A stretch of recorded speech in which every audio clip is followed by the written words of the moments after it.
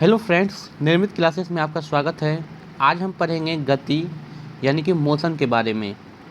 ये फिजिक्स का बहुत ही इम्पोर्टेंट टॉपिक है जिससे आपके एग्ज़ाम में बहुत सारा क्वेश्चंस पूछा जाता है, चाहे वो आपका रेलवे का एनटीपीसी एग्ज़ाम हो या ग्रुप डी एग्ज़ाम हो या एसएससी का कोई एग्ज़ाम हो। सारे एग्ज़ाम में इससे क्वेश्चंस बन ही जाता है। तो हम देखेंगे कौन कौन सा इम्पोर्टेंट क्वेश्चंस आपके एग्ज़ाम में इससे पूछा जाता है। तो चलिए स्टार्ट करते हैं। देखिए, पहले हम सब पढ़ेंगे गति में अदिश राशि यानी कि स्केलर क्वांटिटी क्या होता है।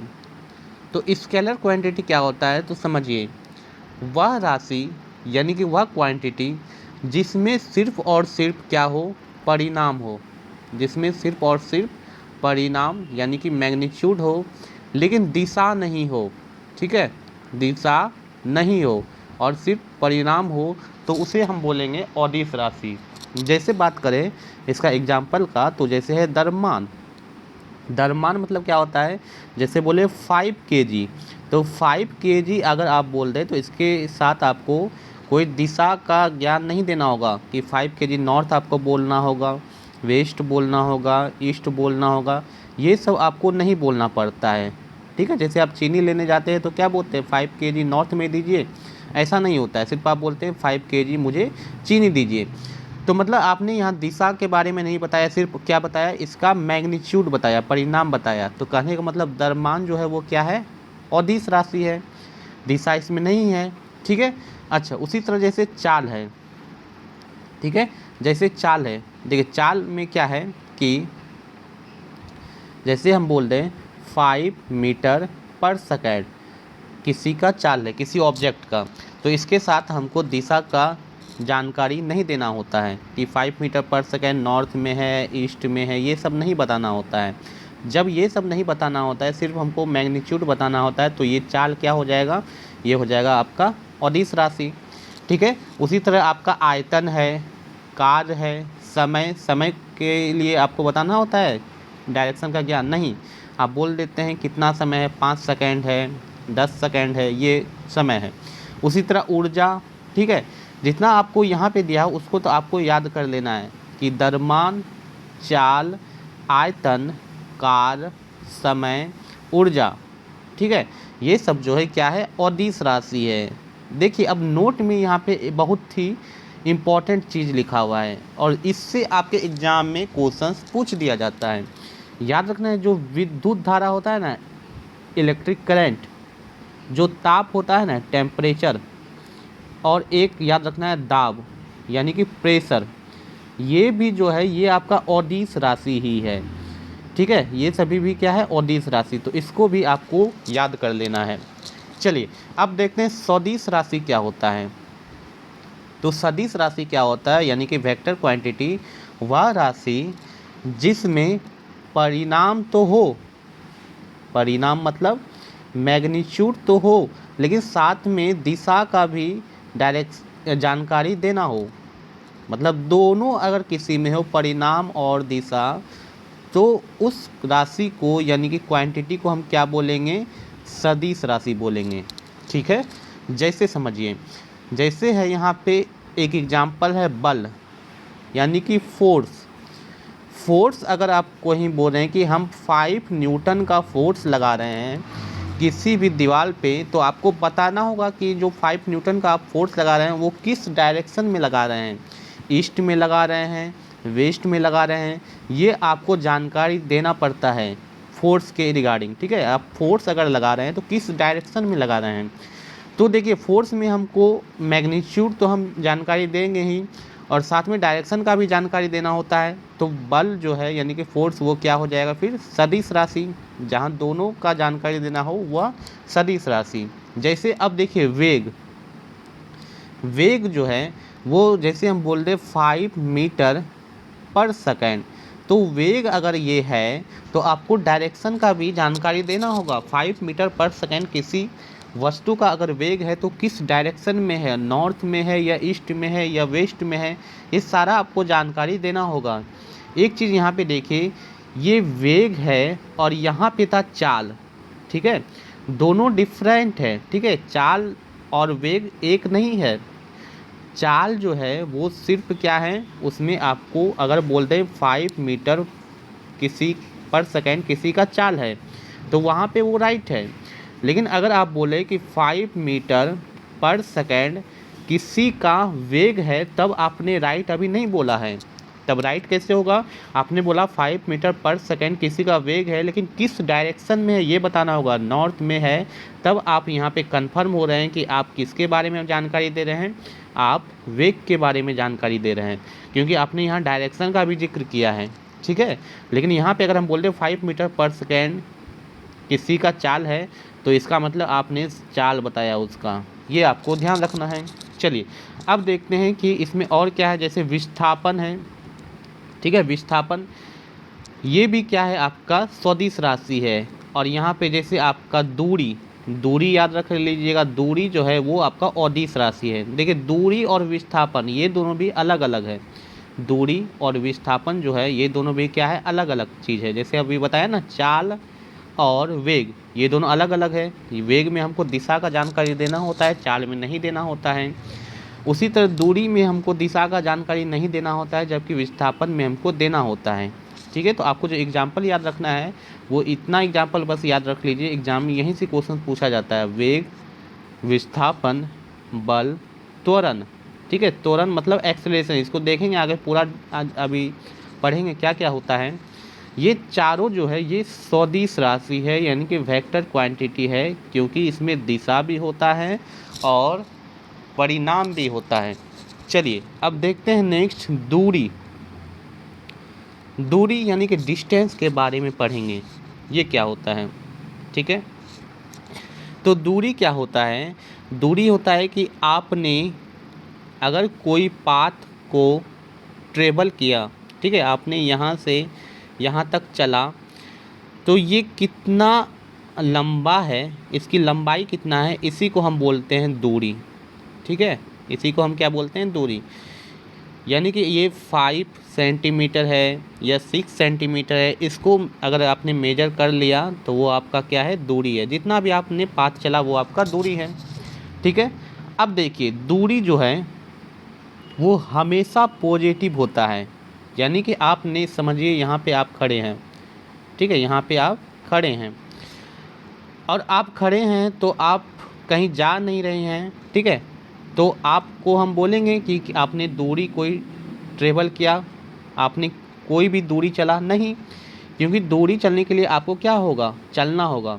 तो मान लेते हैं आपने इधर चला और आप यहाँ पे फिर पहुँच गए, तो हमने देखा कि आपने 5 सेंटीमीटर का पाथ कवर किया, तो हम वहाँ पे बोलेंगे आपने कितना दूरी चला, आपने 5 सेंटीमीटर का दूरी यानी कि डिस्टेंस चला, ठीक है। तो इसलिए यहाँ पे देखिए जो दूरी होता है ना वो धनात्मक होता है, हमेशा पॉजिटिव होता है। जब तक आप चलेंगे नहीं तो दूरी आपका बनेगा नहीं, ठीक है, दूरी आप कवर नहीं कर पाएंगे। इसलिए चलेंगे तो आप क्या चलेंगे, पॉजिटिव डिस्टेंस ही चलेंगे, तो वो आपका क्या होगा, दूरी हो जाएगा। इसलिए आपको याद रखना है दूरी हमेशा क्या होता है, पॉजिटिव होता है। अभी आपको और अच्छे से पता चल जाएगा, ठीक है। ये आपको याद रखना है, आपसे क्वेश्चन पूछ लिया जाता है। अब है विस्थापन यानी कि डिस्प्लेसमेंट क्या होता है। तो डिस्प्लेसमेंट क्या होता है, देखिए जैसे समझिए कि ये एक रोड है और ये एक रोड है, ठीक है, और यहाँ पे आप खड़े हैं और आपको आपका घर यहाँ पे मान लेते हैं।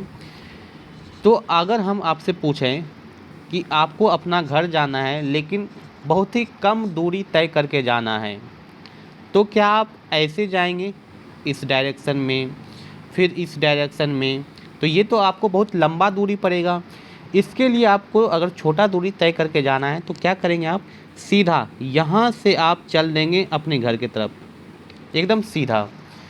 तो मतलब ये जो आपने तय किया ना, इसी को बोलते हैं विस्थापन। क्या बोलते हैं, विस्थापन यानी कि डिस्प्लेसमेंट, ठीक है। यानी कि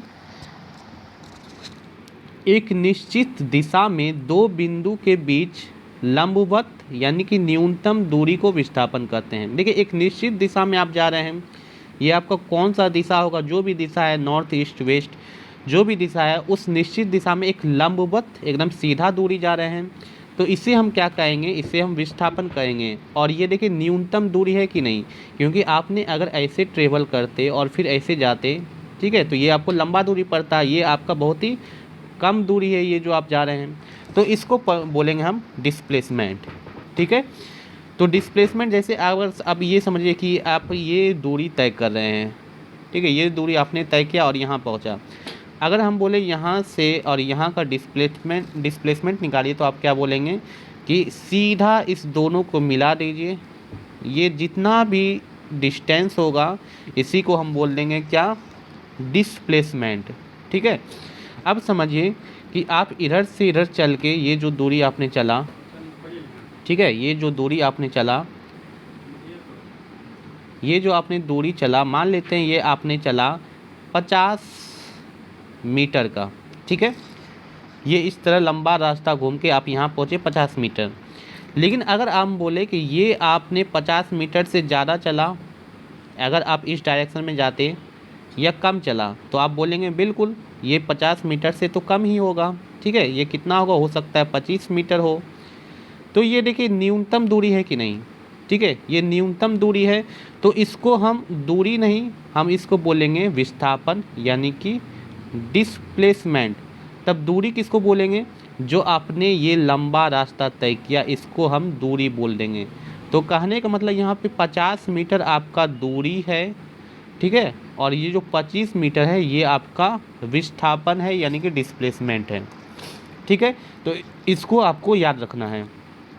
अब देखिए दोनों का यूनिट अगर पूछे, दूरी का यूनिट क्या होता है, एसआई यूनिट मीटर, विस्थापन भी तो एक प्रकार का डिस्टेंस ही हुआ ना, तो इसका भी एसआई मात्रक क्या हो जाएगा, मीटर ही होगा। ठीक है, ये भी आपको याद रखना है। अब समझिए जैसे मैंने अभी बताया, दूरी जो है वो सिर्फ और सिर्फ क्या होता है, धनात्मक होता है, पॉजिटिव होता है। लेकिन जो विस्थापन है ना, वो धनात्मक भी हो सकता है, ऋणात्मक भी हो सकता है और शून्य भी हो सकता है। कैसे, तो देखिए विस्थापन तो आप अच्छी तरह से समझ गए हैं कि आप अगर कहाँ से भी चल रहे हैं तो उसके बीच का डिस्टेंस, मतलब ये मिला दीजिए यहाँ से, ये आपका विस्थापन होगा। अब समझिए कि ये पहले धनात्मक कैसे होता है, पहले इसको देखते हैं। देखिए अगर आप ये हैं, ठीक है, और आपने चला यहाँ से यहाँ तक, ठीक है, तो ये आपका धनात्मक दूरी होगा। हो सकता है आपने 5 सेंटीमीटर चला, तो ये आपका क्या हो गया, धनात्मक हो गया। अब शून्य कैसे होगा, ठीक है, आप यहाँ से चल रहे थे, यहाँ से चले, फिर यहाँ ना रुके, फिर डायरेक्ट इधर पीछे मुड़ के इधर ही आ गए और अपने प्लेस पे आ गए। ठीक है, मतलब आप यहाँ थे पहले और फिर चल उल के फिर यहीं आ गए। तो आप पूछे कि बताइए आप जहाँ से चले और जहाँ पहुँच गए उसके बीच का डिस्टेंस क्या होगा, तो क्या होगा, कुछ नहीं होगा। मतलब समझिए ये आप चले, ठीक है, फिर इस डायरेक्शन में चल रहे थे, फिर आप इसी डायरेक्शन में मुड़ के फिर यहीं पे आ गए, तो ये आपका स्टार्टिंग पॉइंट हुआ, ये आपका एंड पॉइंट भी हुआ। तो पूछे कि विस्थापन बताइए, तो विस्थापन क्या होता है, जहाँ से आप चल रहे हैं और जहाँ पहुँच गए उसके बीच का दूरी ही विस्थापन होता है। तो आप यहाँ चले और फिर यहीं पे पहुँच गए, तो आपका विस्थापन क्या होगा, 0 होगा, क्योंकि पॉइंट के बीच का कोई दूरी तो होता नहीं है। इसलिए देखिए विस्थापन अब यहाँ पे क्या हो गया, शून्य आ गया, 0 आ गया।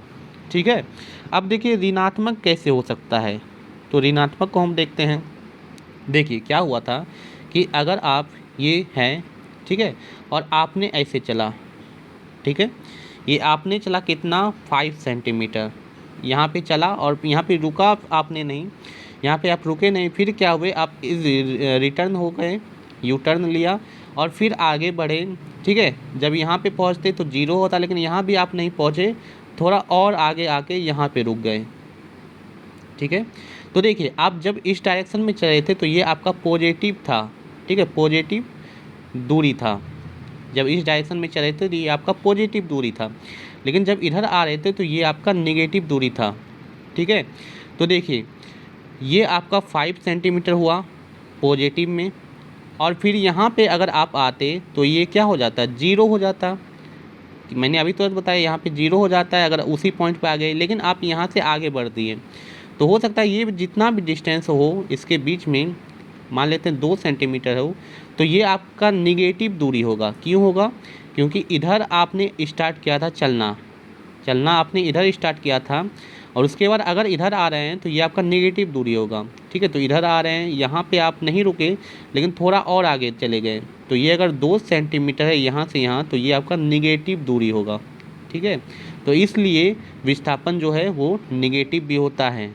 ठीक है, तो ये भी आपको रखना है कि विस्थापन धनात्मक, ऋणात्मक और शून्य कुछ भी हो सकता है, वो आपके प्लेसमेंट पे डिपेंड करता है कि आप चल के कहाँ पे जाते हैं। लेकिन जो दूरी है वो कभी भी ऋणात्मक या शून्य नहीं होता है, हमेशा पॉजिटिव ही होगा। ठीक है, चलिए अब देखते हैं कि चाल क्या होता है। चाल क्या होता है, तो देखिए एक चीज़ समझिए, एक चाल है और दूसरा यहीं पे देखिए वेग है। तो चाल हम कब निकालेंगे और वेग कब निकालेंगे ये समझिए। अगर आपने कोई दूरी तय किया तो वहाँ पे कितना सेकंड में दूरी तय किया वो आपका चाल होगा।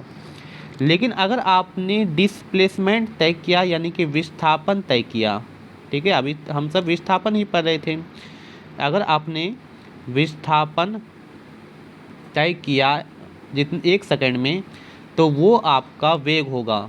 ठीक है, तो चाल क्या है, चाल है 1 सेकंड में तय की गई दूरी को हम चाल कहते हैं। यहाँ देखिए वर्ड पे ध्यान दीजिए, 1 सेकंड में तय की गई क्या दूरी को हम क्या कहते हैं, चाल कहते हैं। लेकिन वेग का देखिए क्या बोलते हैं कि 1 सेकंड में तय की गई विस्थापन को हम क्या बोलते हैं, वेग बोलते हैं।